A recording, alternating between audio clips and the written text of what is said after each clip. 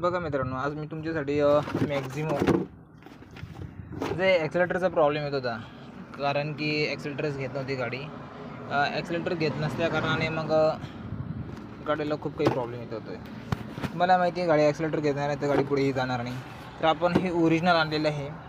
Original तुम्हाला ॲक्सिलेटरची price दाखवून देतो, 1290 रुपयाचं. हे ओरिजिनल शोरूमचं महिंद्राचं हे ॲक्सिलेटर भेटलं आहे. बघा मित्रांनो, ते ॲक्सिलेटर भेटेल काय, हे जुनं आहे.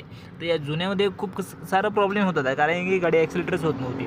तर ॲक्सिलेटर पण होत नव्हती, सर्व काही प्रॉब्लेमला सामोरं जात होतं. त्याच्यामुळे मग आता एक ट्राय केला की आधी चेकआउट केलं, तर चेकआउटमध्ये बघितलं आणि त्याच्यामध्ये दुसरी गोष्ट म्हणजे आपण स्कॅन पण केले. स्कॅननंतर पण याच्यात हाच फॉल्ट दिसला की ॲक्सिलेटर पेडल सेन्सरचा.